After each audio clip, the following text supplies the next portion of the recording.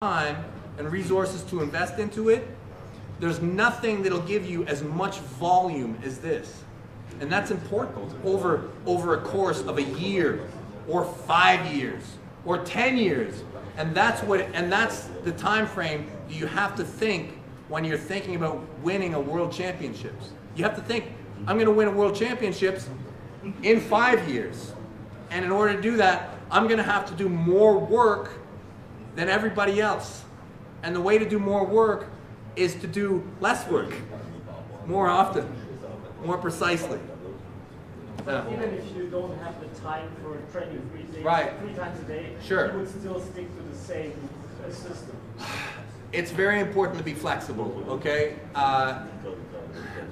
Armed with the information that I have now, if I was to have a regular job, I would try and find a way that I was able to. The thing is, the way you have to think about it is the body has memory, okay? But the memory isn't all that good, okay? And it needs constant reminder, And if you can remind it 3 times in a day, 4 times in a day, hey, remember, you want to be an arm wrestling world champion. After lunch, hey, remember, we're still trying to do this. After supper, hey. So there's maybe a way, even with a full-time job, that you can set it up so that you just continually remind yourself all throughout the day. And I think that this consistency is what's important. I think what's very important, what you say was the wave, and that you, for example, you add weight, but after that you want to balance and you have a little bit because you will make mistakes. But do you think that Devon will keep going forever like this, or that he will also need some weight and balance? Yeah. Everybody is different, okay? I'm a big fan of Devon. I think Devon is an amazing. Since 2 years he's getting. Yeah. Yeah. We'll see. We'll see. If Devon wants to just hit Everest and then that's it, maybe that's everything. But if Devon wants to live in arm wrestling and make his home in it, then I think he will have to. I don't think it's possible to just keep going. We have a very successful athletic team in Belgium. They are 3rd place in the world in the relay race, and I think they have a very skilled combination, and their goal is World Championship. So they have kind of recuperation phase, and then they go up the level to be at top shape on that week of the competition. Right. And I think that the big champions just make that kind of phasing training in function of the goal you have. Yeah, totally. Everything's a wave, guys. Everything. Doesn't matter what it is. If you can figure that wave out, if you can see it, it's going to help you. It's going to help you. But we're going back to that 10-day block training, and we all most of us are doing Yeah. only a couple of years, not like you.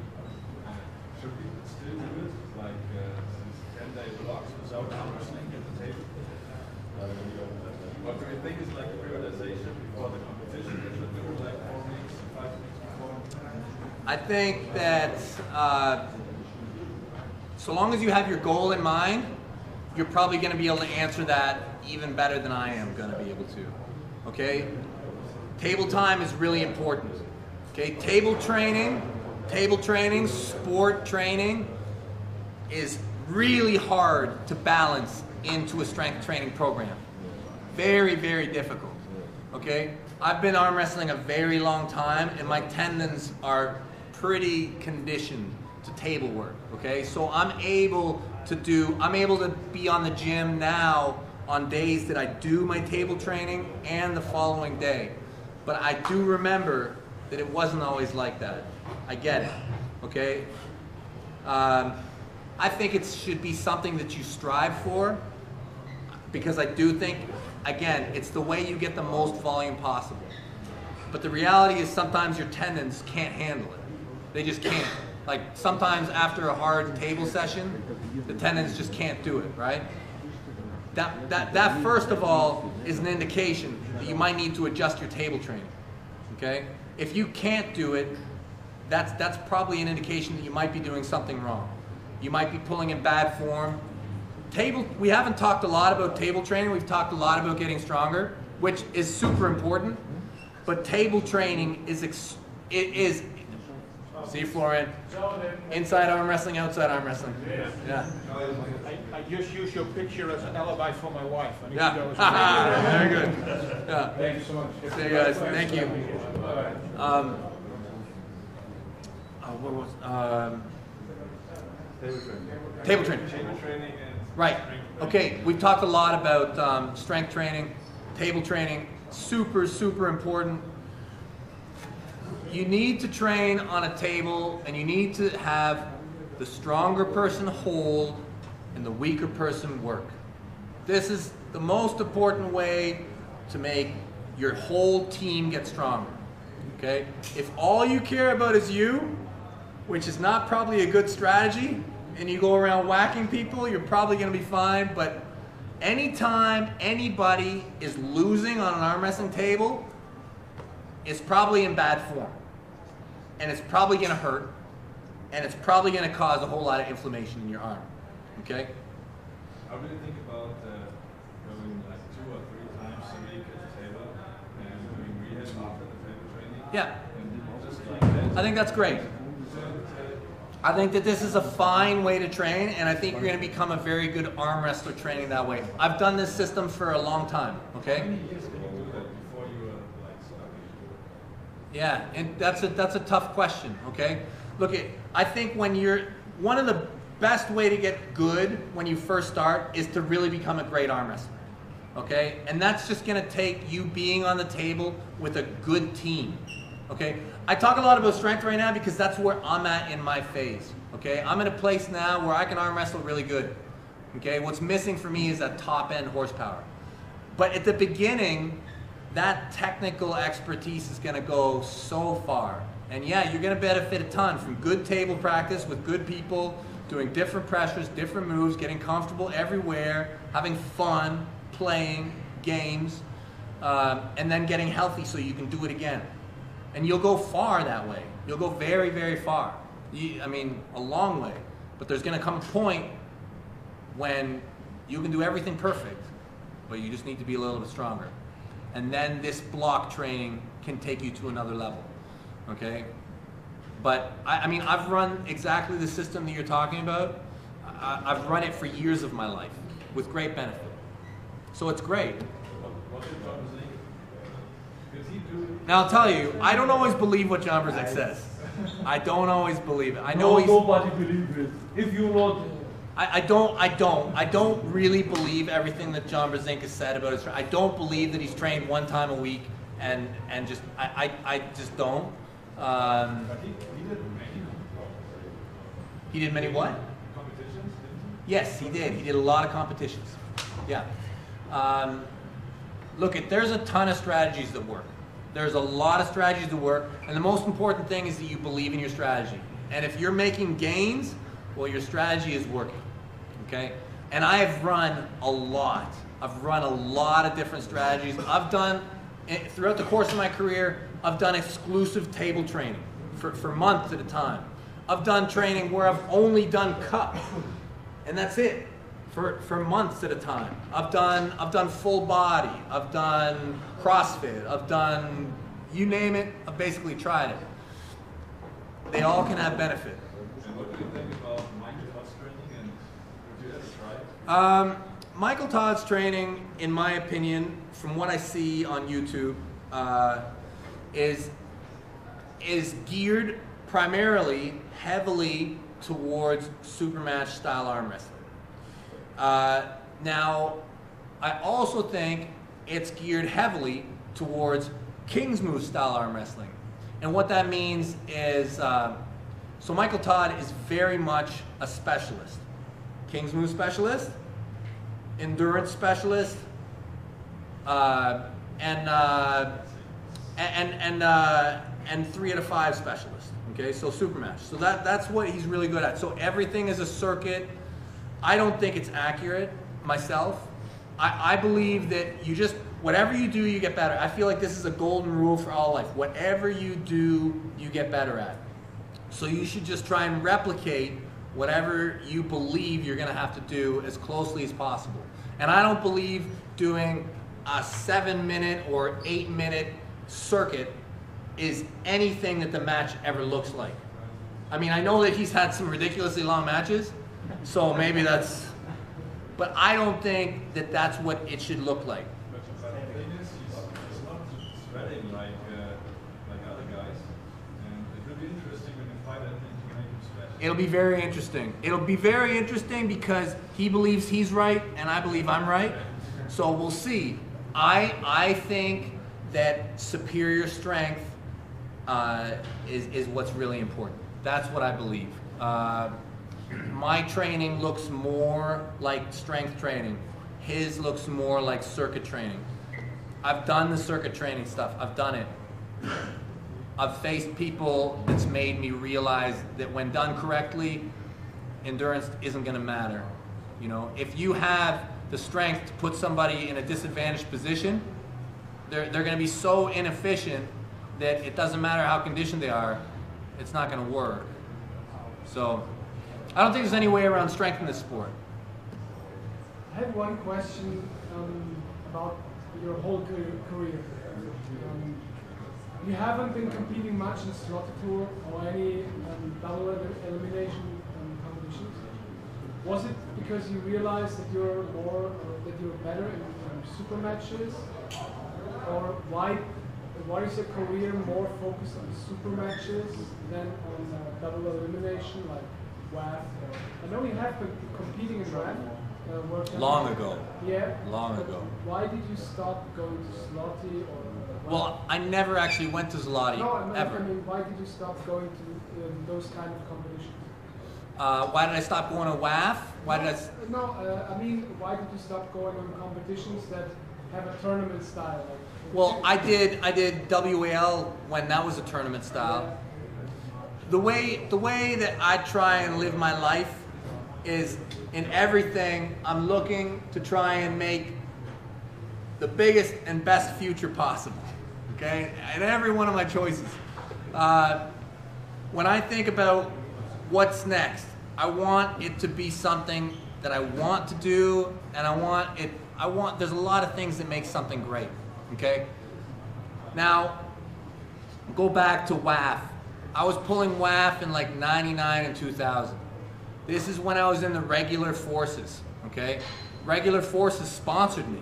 They said, Devon, you want to go and compete at the Worlds? Guess what? We'll buy your plane ticket. We'll get your hotel. We'll put you on temporary duty, so we'll pay for your food when you go. Have a good time. I was like, right on. I'm all about it. Fantastic. Okay. Then I went special forces, and they're like, yeah, you're not gonna get paid to go. We're not gonna pay for your plane tickets. If you want to go on arm wrestle, do it on the weekends. You know, whatever. Take care of yourself. So I didn't want it to be a financial burden on my family, ever. So I never wanted arm wrestling to cost me money. So right away, Canada doesn't recognize arm wrestling as a sport. So for me, WAF was out.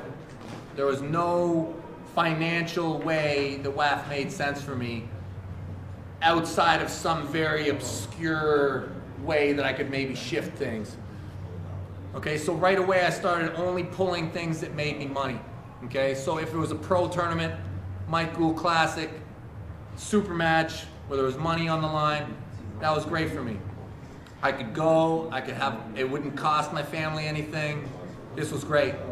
I also thought that one-on-one arm wrestling, I had a goal of becoming the best arm wrestler in the world, and I knew that that when you beat somebody one-on-one, there are far less excuses and far less factors. And I thought it was the most black and white way of achieving that goal. Once I kind of got there, I just looked at what was the very best option. What was the thing that could get me the best deal, the best possible thing. Most of the time, it's been super matches. See you later. Thanks, guys. Yeah, thank you. It's been super matches.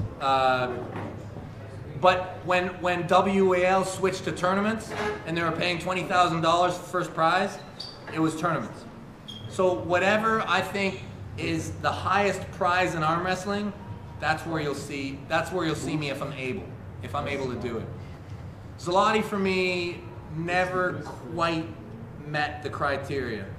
There was always better things by doing one-on-one arm wrestling at the time, I thought. You know any about the money in the top 8? Yeah. How much money is involved? Top 8's good. Top 8 is really good. So I don't know how much they're being compensated for things like travel, for things like the tournaments leading up to the top 8. I imagine that they're being taken care of quite nicely. PEL and Igor are fantastic. But the top prize, I believe, is $50,000 US on top of everything else they've already gotten. So that's a great prize. But believe me, WAL is very nice also. Like, you can make a lot of money pulling in WAL. And I think that that's going to be really the ultimate factor in which league ultimately has the most success. Which athletes are getting paid the most, which league is getting the most revenue from pay-per-view, which is getting the most views. These are all factors. But for me, WAL has been my choice. Yeah. Can you talk about numbers? So everybody's contract is a little bit different. I can't really talk about my contract, but I mean, it allows me to be a professional full-time arm wrestler and feed a family. So. What does a contract look like? Are you like for the whole season? It looks different for every athlete, I believe. I don't know. Matches in the season? Those may or may not be stipulated depending on what your contract looks like. The contracts for some people are a one-time, show up, compete, that's it, good doing business with you, we pay you this much, we're done. For other athletes, it may be a 3-year term. It may be a 7-year term. It may, depending on who you are. Yeah. Are the numbers going up every year? Every year the WAL is going up, okay? It's really, I'm a huge fan of all things WAL. I think we've had great success. I think the vision is really good. I think that we are taking good risks and we're pushing things forward. Having talked a lot to the team at WAL over the years, I personally love their vision, and I think that it's my hope that it is going to be the home of global arm wrestling over the course of the future. And yeah, we'll see. I hope that all the leagues succeed. I hope that PAL continues to grow. I hope that everybody just keeps on pushing. But the way I see the future is WAL will have great success. Yeah. What about left? Left, yeah. Well, we just broke the ice, didn't we? Yeah, it's on now, right? How is it going next year? Nobody knows. Nobody ever knows. But I would imagine, if I could imagine what next year looks like, it looks like more events. It looks like more athletes. It looks like, I would assume that you will see left and right-handed matches. And I would assume that you are going to see more growth outside of just the main league. So we have the Buffalo Wild Wings series, which I think will continue to grow. And I think that there will be other series that are entered as well, like other feeder systems, other shows. And I think that we'll get some other media involved, which will be amazing. You've been the world champion left-handed and right-handed. Was that the best feeling you ever had? That was probably the pinnacle of my arm wrestling career. When I beat Pushkar that day, at that time I was ranked #1 right and left. For me, I think that's the best thing that I've ever achieved. But yeah, I mean, I just really now and throughout the whole thing, I mean, I was lucky to have done it. But did anyone ever did it? I think so. Yeah. I mean, I think that Pushkar might have done it for a bit. I think that Dennis probably did it. I think that Levon might have it right now. No, he doesn't. Who's got it left-handed? Who's ranked number 1 left-handed? I think left-handed it is actually. Yeah, I think Levon's got it right now. But I don't think he's right-handed. Well, who is it if it's not Levon? I have to check. I think it's Levon. I know he's not. He's left and right. I think he is. He's left and right. I think so. And that would make sense to me. Oh, unless it's Dennis. But I think everybody knows that Dennis is sick. I think Dennis will get removed from the rankings Soon. in like a few months. So I think I kind of broke the ice on it, and now everybody does it. Yeah. The pioneer. Yeah, now everybody does it. Yeah. So what about your future? Yeah. How long do you see competing yourself? Yeah, it's neat. I mean, you know, I became like kind of a full-time arm wrestler in 2015-ish. And it's been interesting, you know, this transition to making it more full-time. I think I can do it a long time. I don't know. I mean, I think so long as I keep on enjoying it, which I do. I really do enjoy it. I have a lot of fun arm wrestling. It's a very simple life, but it has a lot of rewards. And I don't think that there's anything that will stop me from competing at a high level. I don't think so. I think I should be healthy for a long time. I want to not only keep competitive arm wrestling, which I will do as long as I can. I want to keep on working within our sport to try and grow it, to try and do things with it, just so it's better for everybody. We're doing some projects with some apps, and I want to do. There's some ideas that I have that go a little bit outside of competition that I want to do with our sport. They're just a lot of fun. I'm in no rush to leave. Yeah. Yeah, there's a lot of things you can still do in this sport that people haven't done.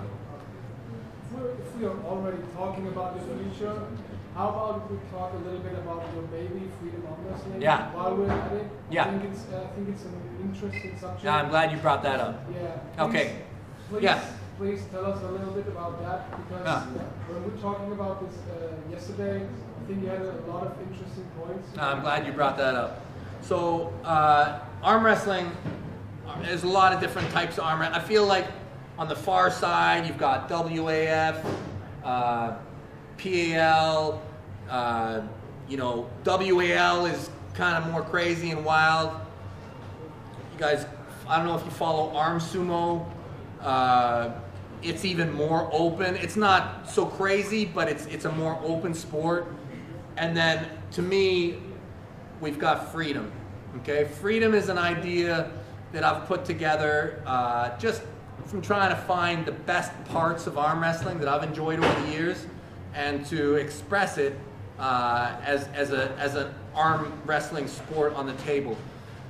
It's what I am gonna keep on pushing forward. The reason I love it is I really don't like arm wrestling tables, just because I just think they're so unnatural. Like, don't get me wrong, it's cool to have, but when you are like so involved in arm wrestling and you have a house, you realize that this arm wrestling table is kind of a pain in the butt. Like, people put their jackets on it, people, like, this ends up being a table very quickly. And it's just very consistent. So why not just have a table? And you can arm wrestle on a table. You really don't need all this stuff. Arm Sumo's proved that. And you don't need any specific dimensions. You can arm wrestle anywhere.